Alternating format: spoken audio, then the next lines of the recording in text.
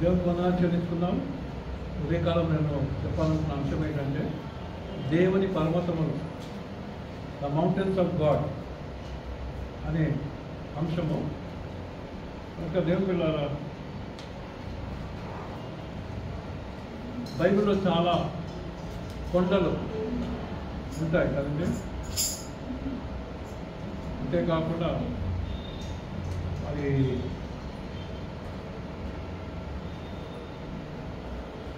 అనేక ప్రపంచంలో ఉన్న పర్వతములు, మౌంటైన్స్, వాటి పేరు కూడా మనకు తెలుసు కదా.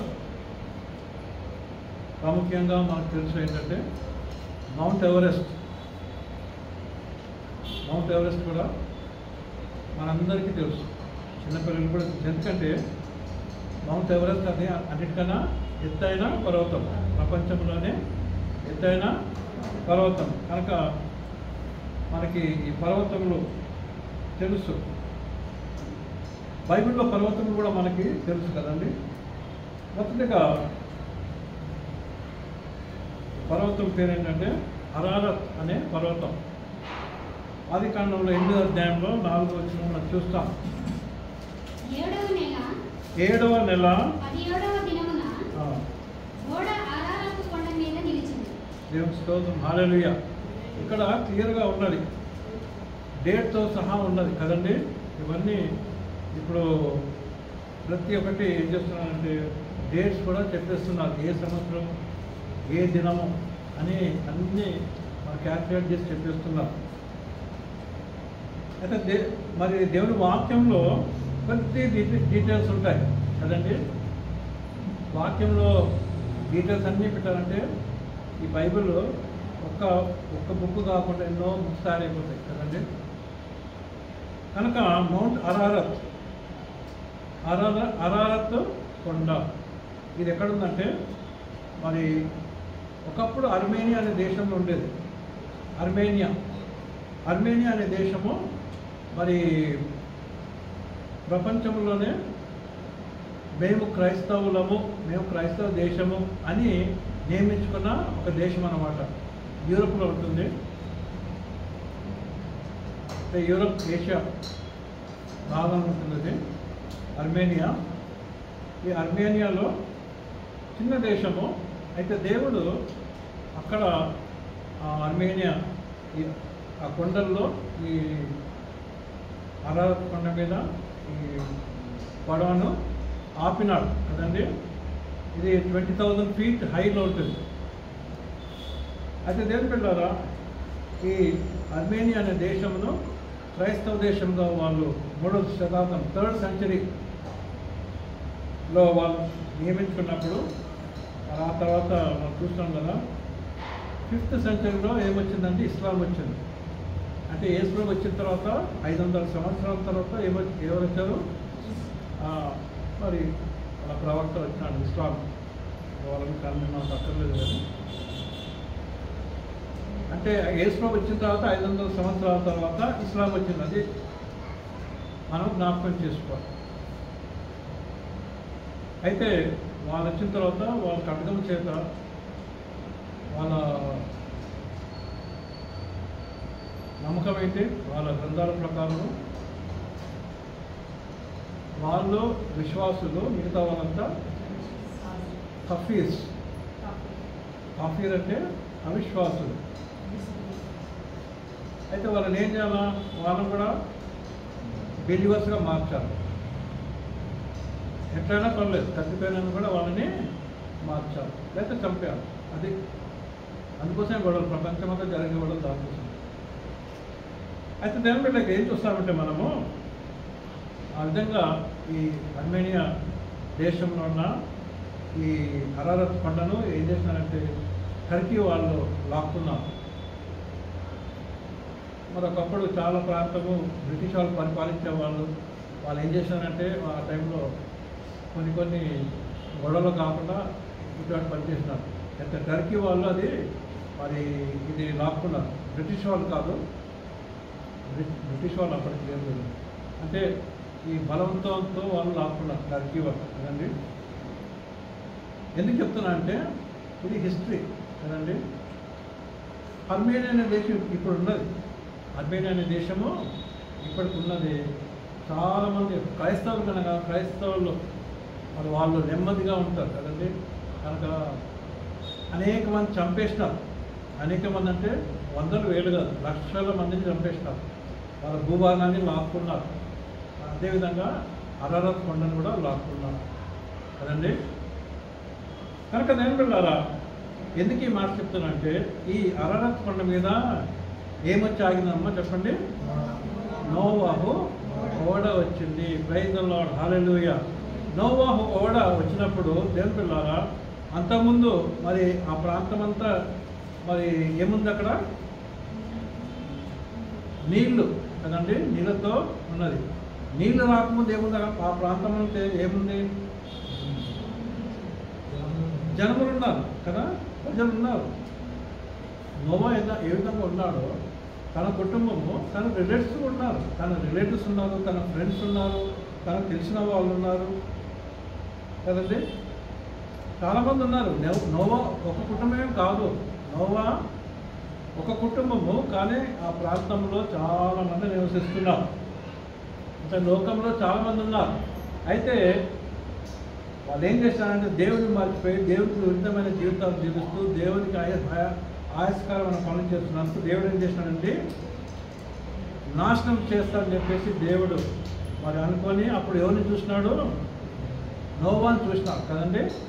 నోవాని చూసినప్పుడు నోవా ఎటువంటి వాడంటే ఆయన నీతిమంతుడు కదండి. ఆరోగ్యం కదా, నీతిమంతుడు అని చెప్పి అక్కడ మనం చూస్తాం. కనుక ఆయనను చూసి దేవుడు ఏం చేస్తాడు? ఆ కుటుంబాన్ని రక్షిస్తాడు. కనుక ఆయనకి కొన్ని విషయాలు చెప్తాడు, నువ్వు ఓడను కట్టుకొని చెప్పేసి కదండి. అవన్నీ మనకు తెలుసు. సరే, ఆ ఓడ మరి అరారత్ కొండ మీద వచ్చి ఆగింది. అయితే దేవుని పిల్లారా ఇక్కడ మనం ఏం చూస్తున్నామంటే, నోవా ఎక్కడి నుంచి రక్షింపబడ్డాడు? పాపపు లోకము నుండి రక్షింపబడ్డాడు. ఈరోజు నేనేం చెప్పాలనుకుంటా అంటే, మరి క్రైస్తవులంగా మనము ఏ విధంగా మనం ఈ లోకంలో ముందుకెళ్ళాలో, ఏ విధంగా ఈ పర్వతంలో ఎక్కుతూ దాటుకుంటూ ముందుకు వెళ్ళాలో ఆ విషయం నేను చెప్తున్నాను కదండి. విశ్వాసమైన మనము ఒకప్పుడు దేంట్లో ఉన్నాము? పాపము లోకములో ఉన్నాము, పాపములో ఉన్నాము. అయితే ప్రభు మనల్ని ఏం చేసినాడండి? పాపములో నుండి మనకి బయటికి మరి లాగినాడు కదండి. కీర్తన 48వ వచనంలో మనం చూస్తాం. సామ్స్ చాప్టర్ 40 and verse 8లో మనం చూస్తాము.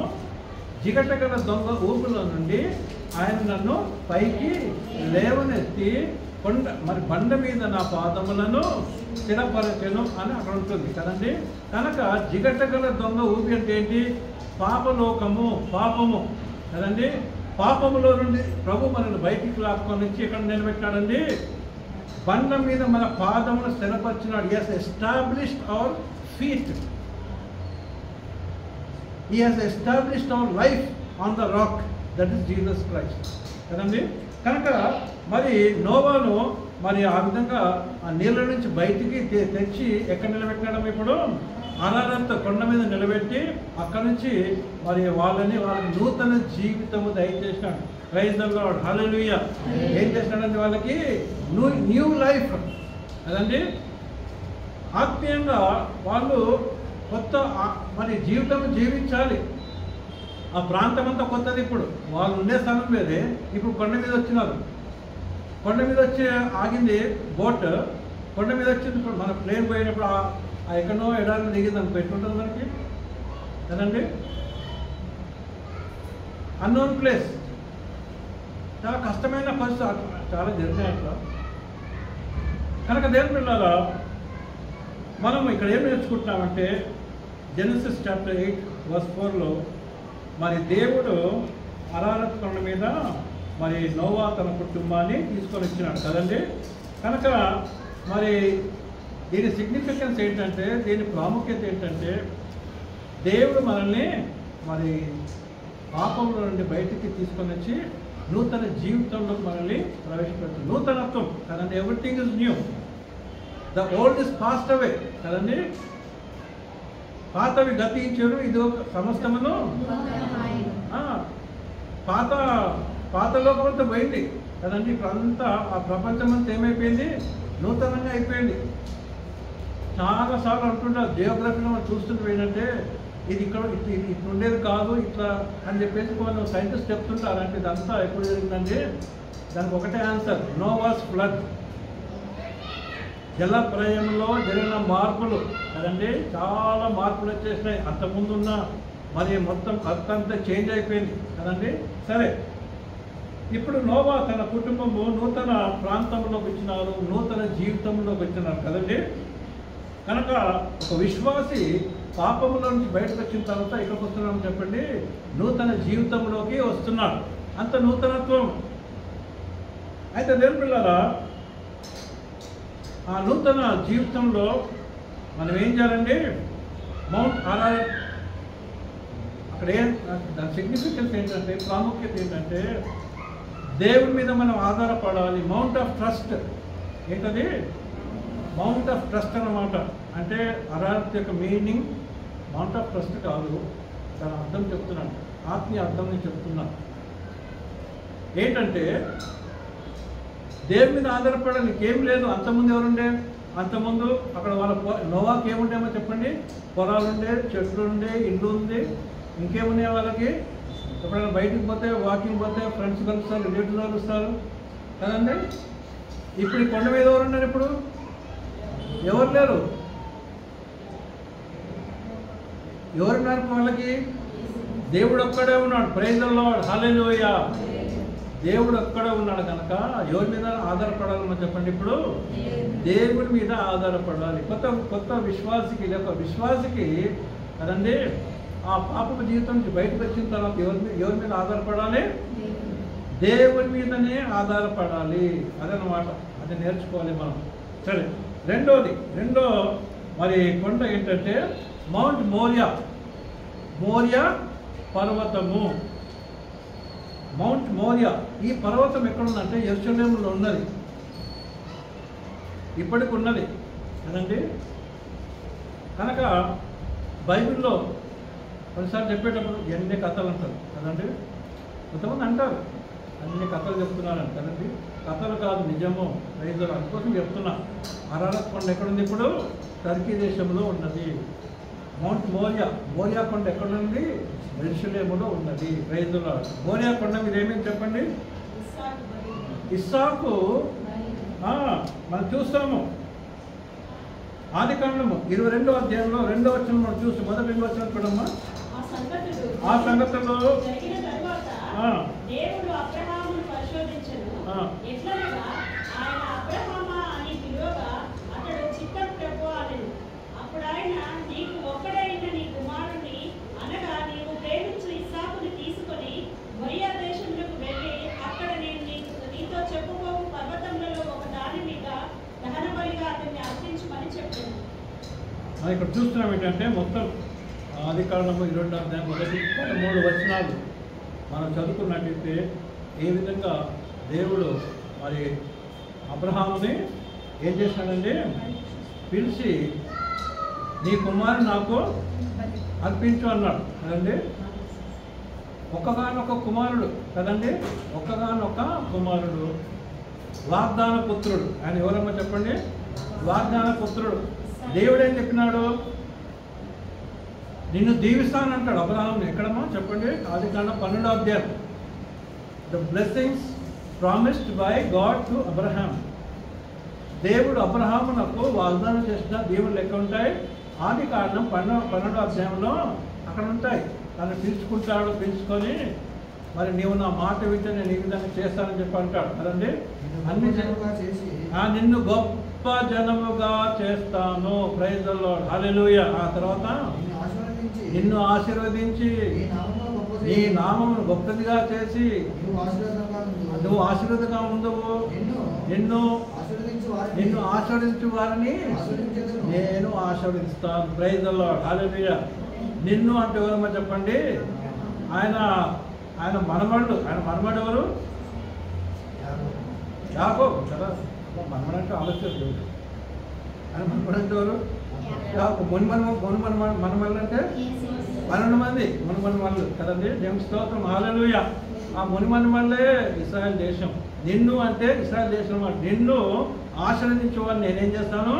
ఆశీర్వదిస్తాను. నిన్ను ద్వేషించే వారిని నేను ద్వేషిస్తాను కదండి. ఆ దేవుళ్ళు కదండి. అంతేకాకుండా అక్కడ ఏముంటుందంటే నిన్ను గొప్ప జనముగా చేస్తాను, నేను అనేక జనములకు తండ్రిగా చేస్తానంటాడు కదండి. ఒకప్పుడు కొడుకే లేడు, ఈయనకు 100 సంవత్సరాలు వచ్చినాయి, ఆయన 90 సంవత్సరాలు వచ్చినాయి. కొడుకే లేడు. సరే కొడుకు పుట్టిన తర్వాత కొడుకు 12 సంవత్సరాలు, ఇప్పుడు పెద్దోడు ఎత్తాడు పాపం, పెద్దోడు ఎత్తాడు 12 సంవత్సరాలకి ఇంకా ఆనందంగా బాగా ఆడుతుంటే చాలా సంతోషంగా ఉంటే దేవుడు అంటున్నాడు ఇక్కడ అంటున్నాడు. ఇక్కడ అంటే ఏంటి ప్రభు అంటే ఇక నీ కుమారు నాకు హత్య అంటే ఎట్లుంటుంది కదండి. ఆయన ఏం చేస్తాడంటే ఒక్క మాట చెప్పకుండా తీసుకొని, ఎందుకంటే వాగ్దానం ఇచ్చేవాడు నమ్మదగిన వాడు. ప్రైజ్ ది లార్డ్, హల్లెలూయా. ఆయన ఏం ఆర్గ్యుమెంట్ చేయలేదు. నన్ను గొప్ప జనముగా చేస్తాను, అనేక జనములకు తండ్రిగా చేస్తాను, ఇదేంటి మళ్ళీ 100 సంవత్సరాలకు ఇచ్చి మళ్ళీ ఇప్పుడు తీసుకుంటున్నావు ఏంటని చెప్పి ఆర్గ్యుమెంట్ చేసిందా? ఏమి చేయదు.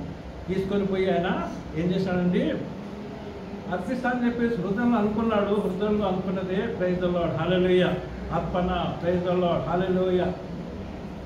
అర్పించడానికి తన కత్తి లేపినప్పుడు ఆగు అంటాడు కదా. దేవుడు ఏమంటాడు? ఆగు, నేను చూసినా అంటాడు. I have seen your heart. కనుక దేవుని పిల్లరా, సమర్పణ, మౌంట్ ఆఫ్ సరెండర్. ఇది ఏంటో చెప్పండి. రెండోది mount of surrender, mount of sacrifice కదండి. ఇదే ప్రాంతంలో సొలొమోను రాజు దేవాలయము నిర్మించినాడు. ప్రైజ్ ది లార్డ్, హల్లెలూయా. ఎందుకంటే ఆ స్థలం పవిత్రమైనది. ప్రైజ్ ది లార్డ్, హల్లెలూయా. ఆ ప్రాంతము పవిత్రమైనది. కనుకనే దేవుని పిల్లల ఆ ప్రాంతంలోనే సొలొమోన్ టెంపుల్ కట్టినాడు. సొలొమోన్స్ టెంపుల్ అంటారు కదండి. ఇప్పుడున్న టెంపుల్ దేవుడు మరి ఎక్కడున్నది? యెరూషలేములో టెంపుల్, అదే టెంపుల్ అన్నమాట. అంటే అక్కడ టెంపుల్ లేదు, టెంపుల్ కాంపౌండ్ ఉంది. ఆ టెంపుల్లో మరి వాళ్ళు మసీదు కట్టుకున్నారు కదండి. కనుక దేవుని పిల్లలారా, ఇక్కడ ఏం చూస్తున్నామంటే అబ్రహాము ఎవరిన సమర్పించినాడు? ఇస్సాకుని సమర్పించున్నాడు కదండి. కనుక మన జీవితంలో మనం కూడా ఏం చేయాలండి?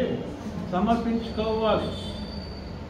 విశ్వాసి ఏం చేయాలంటే తన జీవితము దేవునికి సమర్పించుకోవాలి. We should offer our self to God. దేవాన్ని నా జీవితం తీసుకో అని మన జీవితం ఆయనకి సమర్పించుకోవాలి, సాక్రిఫైస్ చేసుకోవాలి కదండి. కనుక దేవుని పిల్లలారా,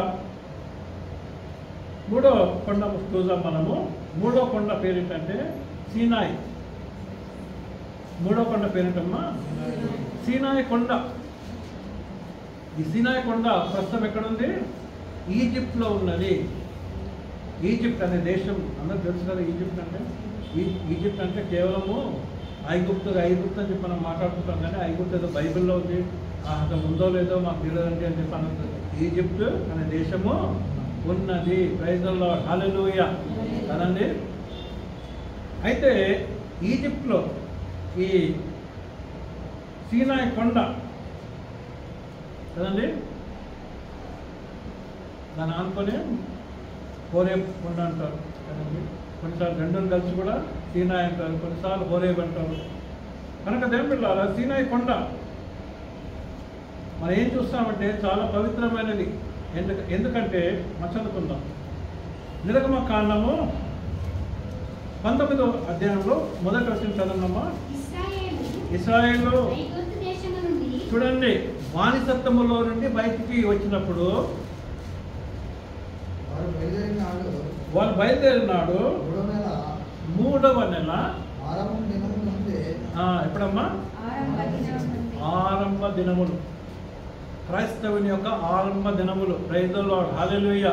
ఒక విశ్వాస యొక్క ఆరంభ దినములు కదండి. ఆరంభ దినములు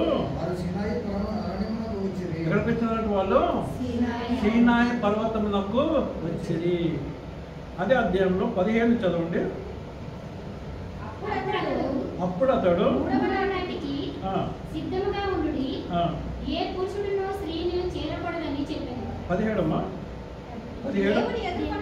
దేవుని ఎదుర్కొనుటకు మోషే బాలముల నుండి ప్రజలను అవతలకు రప్పింపగా వారు పర్వతము దిగువన నిలిచిరి. యెహోవా అగ్నితో ఈ పర్వతము సీనాయి పర్వతము. ప్రైజ్ ది లార్డ్, హల్లెలూయా. అదే పర్వతం మనం మొదటి వచ్చిన చదువుకున్నాం కదా, 19-20 వచనాలంతా అక్కడ జరిగిన విషయాల గురించి మరి మోషే రాసినట్టు మనం చూస్తున్నాం. తర్వాత యెహోవా అగ్నితో చూడండి, ఇక్కడ క్లియర్గా రాసి ఉంది, యెహోవా అగ్నితో వచ్చినాడు. ప్రైజ్ ది లార్డ్, హల్లెలూయా. మన దేవుడు దహించు అగ్ని అయి ఉన్నాడు. ప్రైజ్ ది లార్డ్, హల్లెలూయా. ఆయన ఏమై ఉన్నాడు చెప్పండి? ఇట్స్ ఎ కన్జ్యూమింగ్ ఫైర్, దహించు అగ్ని కదండి. ఏ విధంగా వచ్చాడు ఆయన? అగ్నితో సీనాయి పర్వతం మీద దిగి వచ్చి అదంతయు ఏ విధంగా పోయిందంట? స్మోక్ కదండి, ధూమం అయిపోయిందంట దేవుడితో. హల్లెలూయా. తర్వాత దాని ధూమము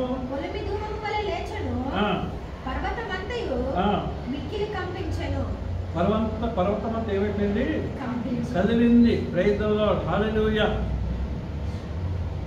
దేవుడు మరి అక్కడ దిగి వచ్చినందుకే ఆ పర్వతం, సీనాయి పర్వతం ఏమైపోయిందమ్మా చెప్పండి? కనిపించిపోయింది. నా సృష్టికర్త వచ్చానని చెప్పేసి ఆ సీనాయి పర్వతం కూడా షేక్ అయిపోయింది, భయపడిపోయింది. స్తోత్రం కదండి. కనుక దేవుని పిల్లల ఇక్కడ ఏం చూస్తున్నామంటే సీనాయి పర్వతము కదండి, దేవుడే దిగి వచ్చిన పర్వతం కదండి. తర్వాతమ్మా ఆ బూరధ్వని చూడండి, బూరధ్వని అంతకంతకు బిగ్గరగా రోగను. మోషే మాట్లాడుచుండగా దేవుడు కంఠ స్వరము చేత అతనికి ఉత్తరం ఇచ్చాను. ఇంత ఘోరంలో మోషే మరి మాట్లాడాలంటే ఇంత కష్టం కదండి. నిన్న సాయంత్రం ఒక wedding birthday 60th birthday anniversary మీటింగ్లో నేను వాక్యం స్టార్ట్ చేసాం. పాస్తామంటే గట్టిగా మాట్లాడుతున్నాను. 100 మంది ఉన్నారు. 100 మందికే గట్టిగా నా వాయిస్ పోవట్లేదు చివరికి. అందుకని అమ్మ మీకు వినపడుతుందా అంట కదండి. మనం మోషే ఎట్లా మాట్లాడుతాం? బూరధ్వని ఇంకా పెద్ద వాల్యూమ్ వేస్తూ ఉన్నారంట బూరధ్వని కదండి. అంత గందరగోళం, పొగ, దేవుడి సన్నిధి, మంట. ఈయన ఇంకా గట్టిగా దేవుడితో మాట్లాడుతున్నాడు. ప్రైజ్ ది లార్డ్, హల్లెలూయా. చూడండి, మోషే దేవునితో ముఖాముఖిగా మాట్లాడుతున్నాడు కదండి. He was the only man who talk face to face to God కదండి. అంత గట్టిగా మాట్లాడుతున్నాడు అంటే దేవుడు మాట్లాడుతున్నాడు, ఆయన గట్టిగా మాట్లాడుతున్నాడు. ప్రైజ్ ది లార్డ్, హల్లెలూయా. అంటే ఇప్పుడు మనకు కొద్దిగా మైక్, ఇప్పుడు సౌండ్ కావాలంటే ఏం చేస్తామో చెప్పండి. ఒక 500 మంది ఉంటే మనకు 500 వాట్స్ స్పీకర్స్ కావాలి కదండి. ఇంకా ఎక్కువనే కావాలి, డీజేలు పెట్టేసి పెద్ద సౌండ్. మోషే పాపం ఏ విధంగా దేవుడితో మాట్లాడుతున్నాడు కదండి. దేవుడికి స్తోత్రం, హల్లెలూయా కదండి. కనుక దేవుని పిల్లలు ఏం చూస్తున్నామంటే మరి తర్వాత యెహోవా సీనాయి పర్వతం మీదికి అనగా ఆ పర్వతము శిఖరం మీదికి దిగి వచ్చెను. యెహోవా ప్రైజ్ ది లార్డ్, హల్లెలూయా. దేవుడు పరలోకాన్ని వదిలిపెట్టి ఎక్కడికి వచ్చాడమ్మా? ఏ కొండది? సీనాయి కొండ మీదకి వచ్చి నిలబడితే అక్కడ నుంచి ఏమంటాడు? మీ నుంచి కింద చూసుకుంటే మోషే కమ్ హియర్ అంటున్నాడు. ప్రైజ్ ది లార్డ్, హల్లెలూయా. ఎంత భాగ్యం కదండి. మోషే కమ్ అంటే మోషే పరిగెత్తుకొని అప్పుడు ఎన్ని సంవత్సరాలు ఉంటే మోసెస్ 8 ఉంటాయా? 8 years అంటే ఒక 8 years పోయేలాగా నడుచుకుంటూ పరిగెత్తుంది. హల్లెలూయా కదండి. కనుక దేవుని పిల్లలారా దేవుని దగ్గరికి వెళ్ళినాడు, దేవునితో మాట్లాడు. 19వ అధ్యాయంలో అక్కడే చూస్తాం ఏంటంటే 19-20 చూస్తాం. ఇది 19 కదా, 20 ఏం చూస్తామంటే దేవుడు మోషేకి ఏమి ఇచ్చినాడు? 10 ఆజ్ఞలు. ప్రైజ్ ది లార్డ్, హల్లెలూయా. ఒకసారి స్టేజ్ చేసి తీసుకుపోయి ఇతను పగలగొట్టాడు. దేవుని కానీ ఈయనకే కోపం కదండి. ప్రైజ్ ది లార్డ్, హల్లెలూయా. అందుకోసం దేవుడు చెప్పుడు ఆ రాజపాలకులు తయారు చేసి నేను రాస్తా అంటాడు కదండి. అప్పుడు తెలుస్తుంది ఎంత కష్టమో ఇది తయారు చేయాలంటే. ఇప్పుడు ఏముందండి, ఇప్పుడు ఒక ఆయన తీసుకుపోయి ఆ కంప్యూటర్ దాని కింద పెట్టేస్తే ఏ విధంగా కావాలంటే ఆ విధంగా చెక్కి అంతా కంప్యూటర్తోనే చెక్కేస్తున్నారు ఇప్పుడు కదండి. కంప్యూటర్ కటింగ్, కంప్యూటర్ చెక్కింగ్ కదా. కానీ మోసే అప్పుడు ఏం చేయాలా, రాయి తీసుకోవాలా, సెలెక్ట్ చేయాలా, కట్ చేయాలా, మళ్ళీ దాన్ని పలకలుగా తయారు చేయాలా. అప్పుడు దేవుడు ప్రైజ్ ది లార్డ్, హల్లెలూయా కదండి. కనుక దేవుని పిల్లలు ఇక్కడ ఏం చూస్తున్నామంటే మౌంట్ సీనాయ్ కదండి. దేవుడు ఏం చేస్తున్నాడు అక్కడ, మోషేకు తన ధర్మశాస్త్రం ఇచ్చినాడు. ఏ విధంగా నీవు నీ ప్రజలు నడుచుకోవాలి కదండి. ఈరోజు మరి అందరూ మా సంఘం ఏ విధంగా ఉండాలా, ఎప్పుడు రావాలని చెప్పి అందరూ చెప్తున్నారు కదా, పాస్టర్ కూడా చెప్తున్నారు. అంటే మన రూల్స్ 10:30 చర్చ అయితే 10:30కి రావాలి కదండి. అసలు లీడర్స్గా ఉన్నవాళ్ళు ఒక 10 నిమిషాల ముందే రావాలి, ఎందుకంటే చూసుకోవాలండి కదండి. లీడర్షిప్లో ఉన్న వాళ్ళు ఎప్పుడు ముందు రావాలి. కనుక దేవుని బిడ్డలారా ఇక్కడ ఏం చూస్తున్నాం మనము, లా ఇచ్చినాడు. ఏంటి రూల్స్ అనమాట. లా ఏంటంటే మరి చెప్పండి, రూల్స్ కదా, ధర్మశాస్త్రం లా. ఈ లా దేనికి, ఏ విధంగా నా ప్రజలను ఇశ్రాయేలులో వాళ్ళు జీవించాలి అని చాలా ఇస్తాడు కదండి. ధర్మశాస్త్రం ఇంగ్లీష్లో ఏమంటారు దాన్ని, ఈ 5 గ్రంథాలు మోషే రాసిన 5 గ్రంథాలు ఏంటని చెప్పండి. ఆదికాండము, జనగమకాండము, లేవికాండము, సంఖ్యాకాండము, విద్యాకాండం, పెంటెటాక్ అంటారు కదండి. పెంట అంటే 5, పెంటికోస్ట్ కూడా అంటారు కదా. పెంటికోస్ట్ అంటే 50th డే, 50. కనుక దేవుని పిల్లలారా ఏం చూస్తాం ఇక్కడ మనము, ఈ సీనాయి కొండ మీద దేవుడు ఏమి ఇచ్చినాడని చెప్పండి. ధర్మశాస్త్రం ఇచ్చినాడు, రూల్స్ ఇచ్చినాడు, ఏ విధంగా జీవించాలి. ఎందుకంటే అప్పుడు అజ్ఞానంలో ఉన్నారు కదండి. మనుషులకి జ్ఞానం లేదు. జ్ఞానం ఎప్పుడు వచ్చిందో చెప్పండి, ఇప్పుడు వచ్చింది జ్ఞానం. యేసుప్రభు వచ్చిన తర్వాత జ్ఞానం వచ్చి, అందుకేమో యేసుప్రభు ఏమన్నాడు, ఇదిగో సొలొమోను కన్నా జ్ఞానవంతుడు ఇక్కడ ఉన్నాడు అంటాడు. ప్రైజ్ ది లార్డ్, హల్లెలూయా. అంటే యేసుప్రభు వచ్చిన తర్వాత ఏమొచ్చిందమ్మా చెప్పండి, జ్ఞానం వచ్చింది. దేవుని స్తోత్రం, హల్లెలూయా. ఇప్పుడు ఒక 100 సంవత్సరాలు కాలేదు, 50 సంవత్సరాలు ఏమో కదా కంప్యూటర్ వచ్చి. ఇప్పుడు టెక్నాలజీ, నాలెడ్జ్ ఇవన్నీ ఇప్పుడు వచ్చేసినాయి కదండి. 50 సంవత్సరాలే, 50 సంవత్సరాలు అయిందో లేదో కంప్యూటర్ వచ్చి కదా. ఎంత మార్పులు వచ్చేసినాయి అంటే 10 డేస్కి చివరి దినములకు వెరీ ఫాస్ట్గా మరి సమయం వెళ్ళిపోతుంది. కనుక దేవుని బిడ్డ ఏం చూస్తున్నామంటే, దేవుడు కన్నా అప్పటి ప్రజలు ఏ విధంగా ఉన్నారంటే మరి అజ్ఞానంగా ఉన్నారు కనుక ఏం చేస్తున్నారు వాళ్ళు, మరి ఏం తెలియదు, ఏ విధంగా జీవించాలో తెలియదు కనుక. అందుకోసం దేవుడు ఏమంటాడు, నిన్నే ప్రజలకు పోయి వాక్యం చెప్పాడు. ఎవరు చెప్తాడు, యోనా చెప్పినప్పుడు. ఎందుకంటే మరి ఏమంటాడు దేవుడు, వాళ్ళకి వాళ్ళ కుడి చేయి ఎడ చేయకూడదు డిఫరెన్స్ తెలియదు అంటారు. ఉందా లేదు బైబిల్లో? నేను చెప్పండి, బైబిల్లో ఉంది. అంత అజ్ఞానులు, అంత ఇన్నోసెంట్ పీపుల్. కనుక దేవుని బిడ్డలారా పోయి వాక్యం చెప్పు, దే షుడ్ నో మీ.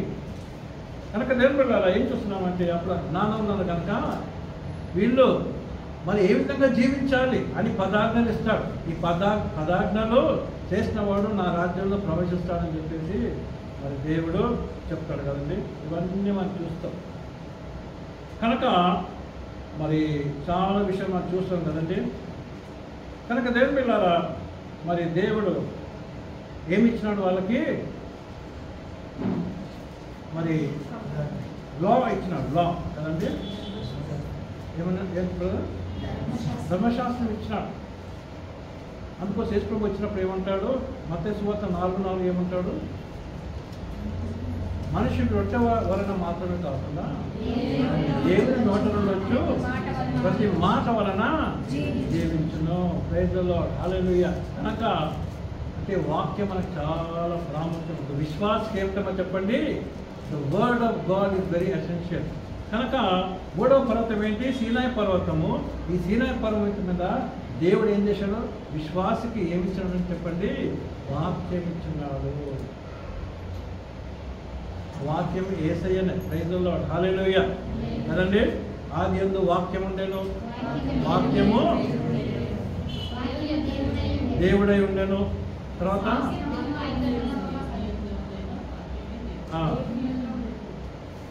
ఆది యందు వాక్యం ఉండెను, వాక్యం ఎక్కడుండే? దేవుని యొద్ద ఉండెను, ఆ వాక్యమే. కనుక God is the word of God. God is the word, word is the God. కదండి, and the word of God is Jesus కదా. కనుక మరి మలాకీలో కూడా, మలాకి ఎక్కడ ఉంటుంది? మత్తయి ముందే ఉంటుంది కదండి, చాలా దూరం పోనక్కర్లేదు. మత్తయి కొద్దిగా వాపసు పోతే మలాకి ఉంటుంది. మలాకీలో కూడా 4 పడిన ఒకసారి మలాకి హోరేబు కొండ. హోరేబు చెప్పినాను కదా కొన్నిసార్లు, హోరేబ్ అన్నా సీనాయ్ అన్నా సేమ్, అవి దగ్గర ఉంటాయి కాబట్టి ఒకే పేరు. హోరేబు కొండ మీద ఇశ్రాయేల్ అందరి కొరకై చూడండి, దేవుడు చెప్తుంది, నేను నా సేవకునికి మోషేకు ఆజ్ఞాపించిన దాని కట్టడలను విధులను జ్ఞాపకం చేసుకొని యెహోవా నియమించిన భయంకరమైన ఆ మహాదినము రాకమునకు నేను ప్రవక్తయగు ఏలీయాను మీ యొద్దకు పంపుదును. నేను వచ్చి దేశమును శపించకుంటున్నట్లు అతడు తండ్రుల హృదయములను పిల్లల తట్టును, పిల్లల హృదయములను తండ్రుల తట్టును తిప్పును. ఇక్కడ ఏం చూస్తున్నామంటే మలాకి మరి పాత నిబంధన యొక్క చివరి గ్రంథం అయినప్పటికీ చివరి గ్రంథంలో, చివరి అధ్యాయంలో, చివరి మాటల్లో దేవుడు జ్ఞాపకం చేసుకుంటున్నాడు. అంటే మై వర్డ్ స్టిల్ రెవలెంట్, అంటే నా వాక్యము ఇంకా ప్రాముఖ్యము అని చెప్తున్నాడు కదండి. అందరు మర్చిపోతున్నారు, అయినప్పటికీ దేవుళ్ళ వాక్యం ప్రాముఖ్యత అని చెప్తున్నాం. కనుక mount Sinai is the mount of revolution, అంటే వాక్యము ప్రాముఖ్యత కదండి. కనుక విశ్వాసకి ఏమి ఇచ్చినాడండి? మనకేమి ఇచ్చాడంటే వాక్యం మనకి ఇచ్చినాడు. 4వ కొండ మీదకి వెళ్తాం మనం. 4వ కొండ మౌంట్ పిస్గా. ఈ కొండ పేరేంటో చెప్పండి, Pisgah. Pisgah Deuteronomy chapter 3 verse 27. Deuteronomy యుద్ధదేశ కాండం 3వ అధ్యాయం 27వ వచనం దయచేసి చదవండి.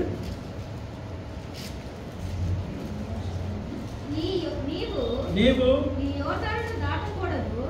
యోర్దానును దాటకూడదు అని నీవు ఎక్కడికి ఎక్కాలమ్మా చెప్పండి? పిస్గా కొండ మీదకి ఎక్కి కనులెత్తి చూడండి, ఎక్కడ దొరక? పడమటి వైపు, ఉత్తరపు వైపు, దక్షిణ వైపు, తూర్పు వైపును తేరి చూడము. దేవుడు ఏం చెప్తున్నా అంటే మోషేతో మాట్లాడుతున్నాడు. ఎవరితో మాట్లాడుతున్నాం ఇక్కడ? మోషే తన దాసుడైన మోషేతో మాట్లాడుతూ ఏమంటున్నాడంటే 360 యాంగిల్, 360 వ్యూ కదండి. 360 అంటే ఇప్పుడు సర్కిల్ కదండి.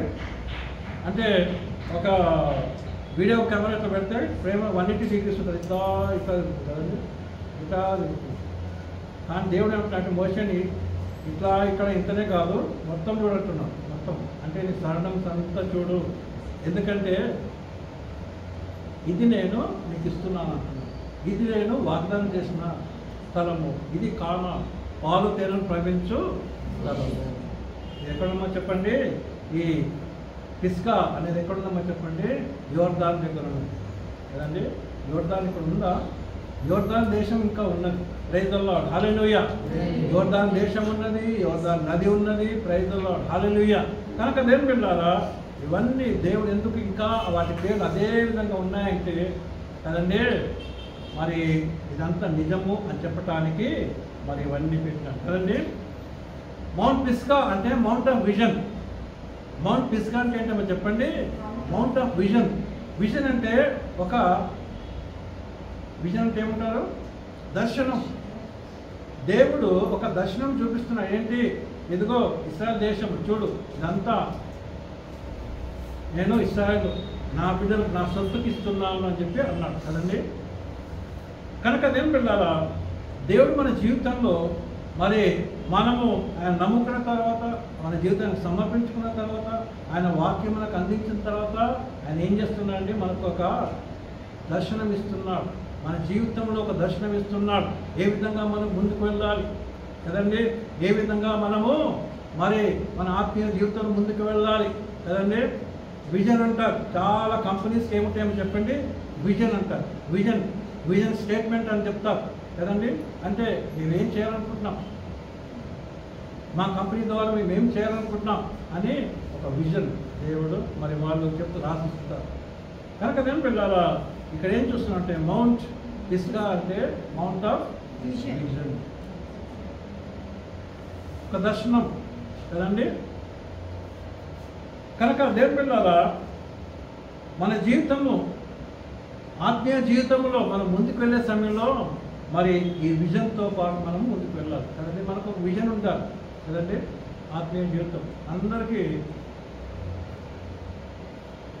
ఒక విజన్ ఉంటుంది కదండి. ఎవరికైనా చెప్పినా చెప్పకపోయినా ఒక విజన్ ఉంటుంది కదండి. యవ్వన కాలంలోనే అది విజన్ స్టార్ట్ అయిపోతుంది అందరి జీవితాల్లో. నేను మంచిగా చదువుకోవాలి, నేను మంచి ఉద్యోగం సంపాదించుకోవాలి, తర్వాత ఏంటి మంచిగా పెళ్లి చేసుకోవాలి, ఆ తర్వాత మంచి కుటుంబం నాకు ఉండాలి, మళ్ళీ మంచి ఇల్లు ఉండాలి, ఇంటి ముందు కారు ఉండాలి. ఒకప్పుడు చాలా పాతదేమో ఇంటి ముందు గాడి ఉండేది కదండి. ఎవరి గాడిదో వాళ్ళకి, ఎందుకంటే చాలా పని చేస్తుంది కనుక ఆ గాడితో పని చేయించుకునేవాళ్ళు, దాన్ని బంగారం చూసుకునేవారు కదండి. ఆ తర్వాత గుర్రం కదండి. గుర్రం వచ్చిన తర్వాత గుర్రానికి చిన్న కొన్నిసార్లు క్యారేజ్ పెట్టేవారు, కొన్నిసార్లు దాంట్లో ప్రయాణం చేసేవాళ్ళు, లేక వస్తువులు తీసుకుపోవటానికి కూడా పనికి వచ్చింది కదండి. ఆ తర్వాత ఇప్పుడు ఏంటో చెప్పండి, కార్. ఆ తర్వాత బండి వచ్చింది కదా, బండి వచ్చింది ఏంటమ్మా, ఎద్దుల బండ్లు. సరే ఎద్దుల బండ్లు సరే. ఆ తర్వాత ఏమొచ్చేసి బండి వచ్చింది మనకి, ఇప్పుడు కార్ కదండి. కనుక ఇప్పుడు ఇల్లు కట్టినా ఇల్లు కొనుక్కునే టైంలో కార్ పార్కింగ్ ఉందా అంటారు. ఏముంటుంది ఏమో, మాకు కారు ఉన్నా లేకపోయినా కార్ పార్కింగ్ ఉందా అంటారు కదండి. అంటే ముందు ఇవన్నీ ప్లానింగ్ అన్నమాట. ఇవన్నీ ఏంటమ్మా చెప్పండి, ప్లానింగ్ కదండి. ఇది విజన్, మన విజన్. ఇవంతా మనకి చెప్పినా చెప్పకపోయినా ఇటువంటి విజన్ అందరికీ ఉంటుంది కదండి. ఆత్మీయ విజన్ చాలా మంది తక్కువ. ఇది న్యాచురల్ విజన్ నేను చెప్పింది కదండి. ఆత్మీయ విజన్, ఆత్మీయ ఏంటది, లక్ష్యం లేక దర్శనం చాలా తక్కువ. నేను ఎదిగి పెద్ద కావాలి, నేను ఆత్మలో ఎదగాలి, ఆ తర్వాత నేను దేవుని పనులు చేయాలి, దేవుని సేవ చేయాలి, ఒక సంఘం కట్టాలి అదండి, ఒక సంస్థను తయారు చేయాలి నేను అని ఉండే చాలా తక్కువ కదండి. కనుక నేను దేవుని పిల్లారా, మనకేముండాలో చెప్పండి, ఆ ఆత్మీయ దర్శనం మనకు ఉండాలి. అందుకనే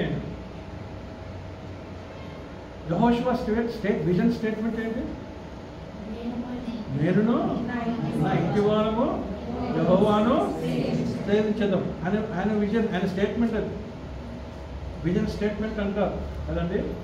చాలా కంపెనీస్ ఉంటాయి, కొన్ని ఆర్గనైజేషన్స్ ఉంటాయి కదండి. Vision statement.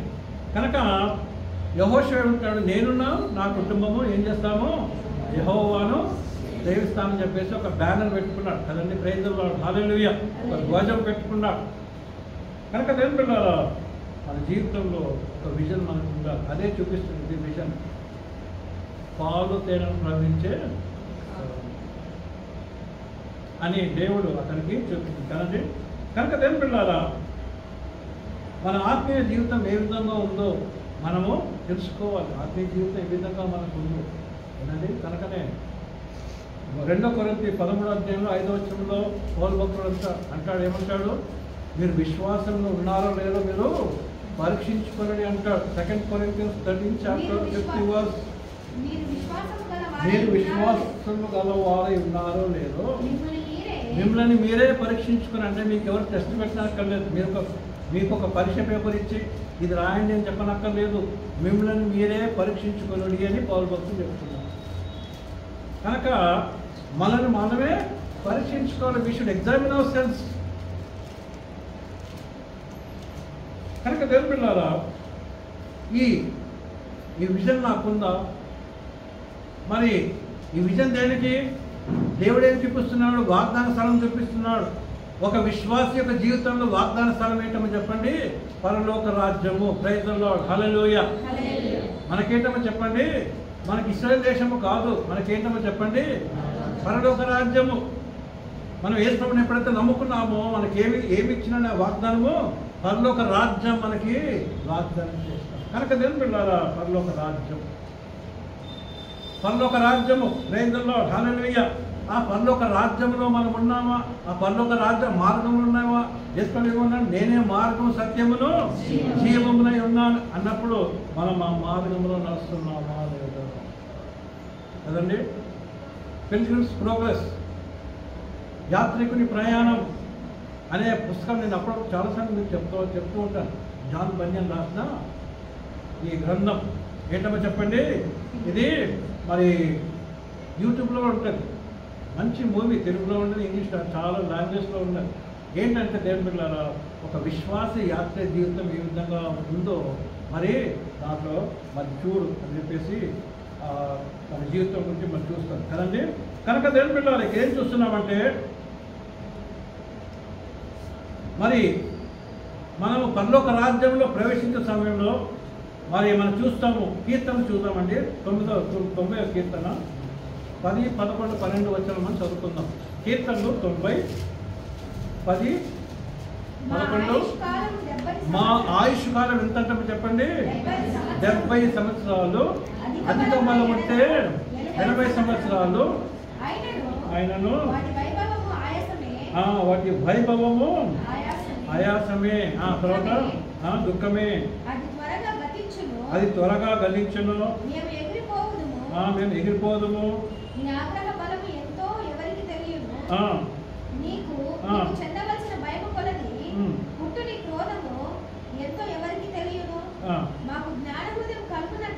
ఏమంటున్నాం ఇక్కడ? మాకు జ్ఞానో హృదయము కలుగునట్లు చేయము. Give us knowledge, a heart of knowledge కదండి. జ్ఞాన హృదయం మాకు దయచే ప్రభావం జ్ఞాన హృదయం. కనుక దేవుని పిల్లలు ఏం చూస్తున్నామో చెప్పండి? జ్ఞాన హృదయము మనకు కావాలి. అంటే మోషే ఏమంటున్నా అంటే 90 సంవత్సరాలు, 80 సంవత్సరాలు, 70, 80, ఆ తర్వాత ఇంకా బలం ఉంటే ఎన్ని సంవత్సరాలు జీవించడమో మోషే ఎన్ని సంవత్సరాలు జీవించాడు? 120 సంవత్సరాలు కదా. కనుక దేవుని పిల్లలు ఏం చూస్తున్నామంటే తను నాకు జ్ఞాన హృదయం దయచేయి దేవాడు. ఈ విజన్ నేను కాపాడుకుంటూ మరి నేను పరలోక రాజ్యంలో ప్రవేశించినట్లు నాకు జ్ఞాన హృదయము నాకు దయచేయి. కనుక విశ్వాసకి ఏముండాలమో చెప్పండి? జ్ఞాన హృదయం ఉండాలి. అంటే నేను వెళ్ళే మార్గం, నేను వెళ్ళే మార్గము నా యేసుకే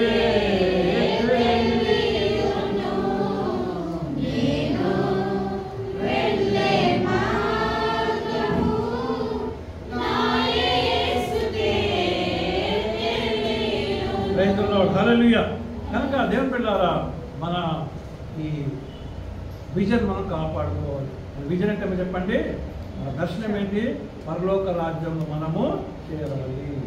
చివరి మరి కొండ ఏంటంటే కల్వరి కొండ. చివరి కొండ ఏంటో చెప్పండి? కల్వరి కొండ. Praise the lord, hallelujah. Calvary కొండ. లూకా సువార్త 23వ అధ్యాయము 33వ వచనం.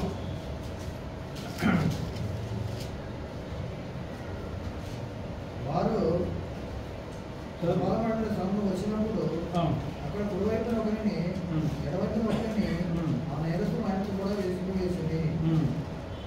యేసు సరే, ఇక్కడ ఈ కొండ పేరుతో చెప్పండి. కల్వరి కొండ, ఇబ్రూ భాషలో గొల్గొతా అంటారు, కపాలమను స్థలం అంటారు కదండి. లాటిన్ భాషలో కల్వారియా అంటారు. ఆ ట్రాన్స్లేషన్ అన్నీ ఇంగ్లీష్కి వచ్చినప్పుడు కల్వరి అని సెట్ అయిపోయింది కదండి. కనుక కల్వరి కొండ, ఈ కొండ మీదకి, ఈ కొండ యొక్క ప్రాముఖ్యత ఏంటో చెప్పండి. మనము తగ్గింపు జీవితం మనము జీవించాలి కదండి. ఇంకోటి అంటే మనం రిక్తులుగా చేసుకోవాలి. యేసు ప్రభు గురించి పౌలు భక్తుడు ఏమంటాడు, ఫిలిప్పీ 2:7 ఏమంటాడంటే, క్రీస్తు యేసు కలిగిన మనసు మీరును కలిగించుడు, తను మనుషుల పోలికగా పుట్టి దాసుని స్వరూపమును ధరించుకొని తన్ను తాను ఏం చేసుకుంటా రిక్తునిగా చేసుకున్నాడు. అంటే as if he has nothing. రిక్తునిగా అంటే ఏమీ లేని వాడుగా కదండి. కనుక ఏమన్నాడు, నక్కలకు బొరియాలుండే ఆకాశ పక్షులకు గూళ్ళుండెను.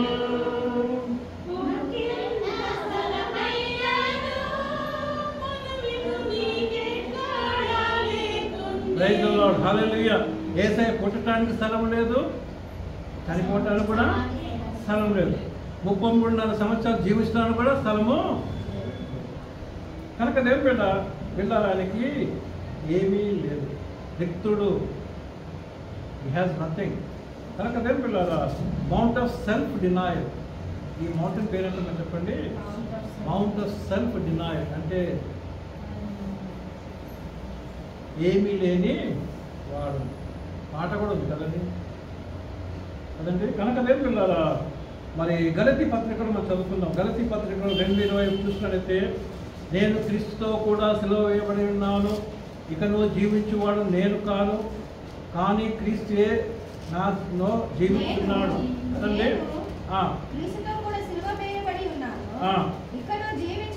ఇక నువ్వు జీవించువాడు నేను కాదు, క్రీస్తే నాయన జీవించుతున్నాడు. నేను ఇప్పుడు అంటే క్రైస్తవ జీవితం, ఒక క్రైస్తవ జీవితం అన్నమాట ఇది. ఈ వచనం ఏంటమ్మా చెప్పండి. నేను బాప్తిజం తీసుకున్న తర్వాత జీవితం జీవించే వచనం నాటి ఏమంటున్నాం చెప్పండి. నేను ఇప్పుడు శరీరమందు జీవించు జీవితము నన్ను ప్రేమించి నా కొరకు చూడండి, నా కొరకు తన్ను తాను అప్పగించుకొనిన దేవుని కుమారుని యందలి విశ్వాసముతోనే నేను జీవించుతున్నాను అని పౌలు భక్తుడు చెప్తున్నాను. కనుక నేను పెట్టాలా, మనము లేము అని వ్యక్తుడను కదండి. Self denial, mount of self denial. కనుక నేను పిల్లారా, మన జీవితాల విషయాలు మన జీవితంలో జ్ఞాపకం చేసుకున్నామండి. 2 సమూయేలు 22:33-34 చదువుకుందాం. 2 సమూయేలు 22:33-34 వచనం చదువుకుందాం. 2 Samuel chapter 22 verse 33. ఆయన నా కాళ్ళను జింక కాలవలే చేయును, ఎత్తైన స్థలముల మీద నన్ను నిలుపును. చూడండి, దేవుని స్తోత్రం. ఏ విషయం గురించి మాట్లాడుకున్నాం చెప్పండి. మనము కొండల గురించి కదండి, కొండల గురించి. అయితే ఈ కొండలు ఎక్కడానికి ఏం సరిపోదమ్మా చెప్పండి, మన బలము సరిపోదు. కనుక ఇక్కడ ఏమంటాడు చెప్పండి, ఆయన నా కాలుని ఏ విధంగా చేస్తాడు, జింక కాలువలే చేస్తాడంట. తర్వాత ఎత్తైన స్థలములలో నన్ను నిలుపును. ప్రైజ్ ది లార్డ్, హల్లెలూయా. ఆయనే తీసుకొని వెళ్తాడు. ఈ కొండల మీద ఎవరు తీసుకుపోతామని చెప్పండి. కొండల తట్టు నా కన్నులు ఎత్తుతున్నాను, నా సహాయము ఎక్కడి నుండి వచ్చును, నా సహాయము యెహోవా వలనే వచ్చును. ప్రైజ్ ది లార్డ్, హల్లెలూయా. కనుక దేవుని పిల్లారా, కొండలు ఎక్కాలంటే దేవుని పిల్లారా, ఈ యొక్క జీవితంలో మనము దేని వైపు చూడాలని తెలుసుకోవాలి, హల్లెలూయా. ప్రార్థన చేసుకోవాలి. దేవా, ఈ కొండలను ఎక్కాలంటే నాకు నా బలం సరిపోదయ్యా, నీ సహాయం నాకు కావాలి. కదండి.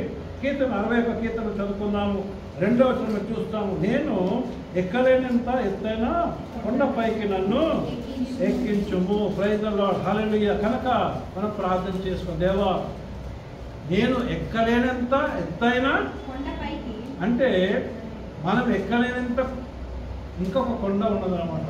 ప్రైజ్ ది లార్డ్, హల్లెలూయా. ఆ కొండ మీదకి మనం ఎక్కాలి, పరలోక రాజ్యంలో మనము చేరాలి. ఎవరు సహాయం కావాలని చెప్పండి? దేవుడి సహాయం మనకు కావాలి. కనుక ప్రార్థన చేసుకుంటూ, దేవా ఈ జీవితంలో, ఆత్మీయ జీవితంలో ఇన్ని కొండలు దాటుకుంటూ వెళ్ళాలి ప్రభువా, నాకు నీ సహాయం దయచేయండి. దేవుడు ఏం చేస్తానండి? ఆశగల పొలాలను తృప్తిపరుస్తాడు. కనుక ఆయన వైపు చూస్తూ మనం వెళ్దాము. దేవుడి కొద్ది వాక్యంను మనందరి జీవితంలో మరి నెరవేర్చిన దాకా. What bless you.